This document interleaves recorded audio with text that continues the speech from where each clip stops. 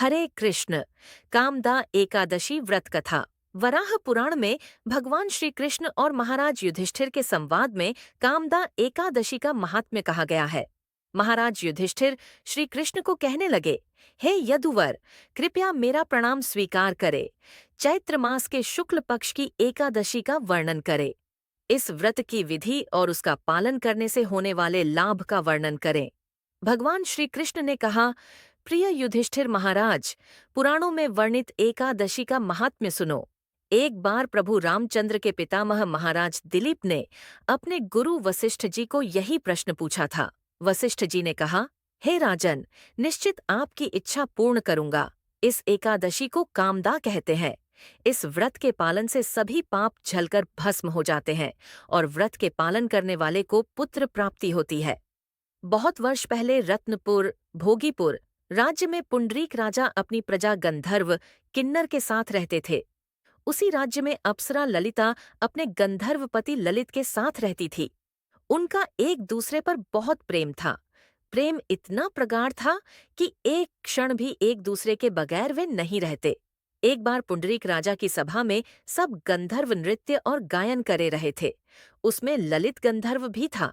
पत्नी सभा में न होने के कारण उसका नृत्य और गायन ताल में नहीं था। वहां प्रेक्षकों में करकोटक नाम का सर्प भी था। उसने ललित के विसंगत नृत्य और गायन का रहस्य जाना और राजा को उसी प्रकार बताया। राजा बहुत क्रोधित हुए। उन्होंने ललित को शाप दिया, हे पापात्मा, अपने स्त्री के प्रति कामासक्ति के कारण तुमने नृत्य सभा में विसंगति निर्माण की है, इसलिए मैं तुम्हें नरभक्षक बनने का शाप देता हूँ। पुंडरीक से शाप मिलते ही ललित को भयंकर नरभक्षक राक्षस का रूप मिला।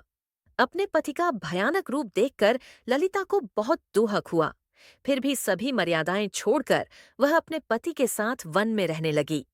वन में भ्रमण करते हुए विंध्य पर्वत के शिखर पर पवित्र श्रृंगी ऋषि का आश्रम ललिता ने देखा और तुरंत आश्रम में जाकर ऋषि के सामने उसने प्रणाम किया। उसे देखकर श्रृंगी ऋषि ने पूछा, तुम कौन हो? तुम्हारे पिता कौन है? तुम यहाँ किस कारण से आई हो? ललिता ने कहा, हे ऋषिवर, मैं ललिता वृंदावन गंधर्व की कन्या हूँ। अपने शापित पति के साथ मैं यहाँ आई हूँ। गंधर्व राजा पुंडरीक के शाप से मेरे पति राक्षस बने हैं। उनका यह रूप देखकर मुझे बहुत दुख हो रहा है। कृपया इस शाप से मुक्ति मिलने का उपाय कथन करें, जिस प्रायश्चित से मेरे पति की राक्षसी योनि से मुक्तता हो। ललिता की नम्र विनंती सुनकर श्रृंगी ऋषि ने कहा, हे गंधर्व कन्या, कुछ ही दिनों में चैत्र मास के शुक्ल पक्ष की कामदा एकादशी आएगी। इस व्रत का तुम कठोर पालन करो और तुम्हें मिलने वाला सभी पुण्य अपने पति को अर्पण करो, जिससे वह इस शाप से मुक्त हो जाएंगे। ये एकादशी सभी इच्छा पूर्ण करने वाली है। हे राजन, ऋषि के कहेनुसार ललिता ने आनंद पूर्वक और कठोरता से इस व्रत का पालन किया। द्वादशी के दिन भगवान वासुदेव और ब्राह्मणों के समक्ष उसने कहा, मैंने अपने पति की शाप से मुक्तता कराने के लिए इसका पालन किया है। इस व्रत के प्रभाव से मेरे पति शाप मुक्त हो जाए। और क्या आश्चर्य, नरभक्षक ललित पुनः गंधर्व बना। उसके बाद ललिता और ललित सुख से रहने लगे।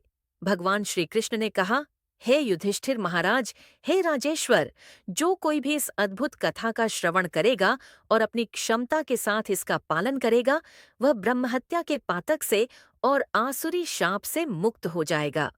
बोलिए कामदा एकादशी महारानी की जय। हरे कृष्ण कृष्ण कृष्ण हरे हरे, हरे राम राम राम हरे हरे।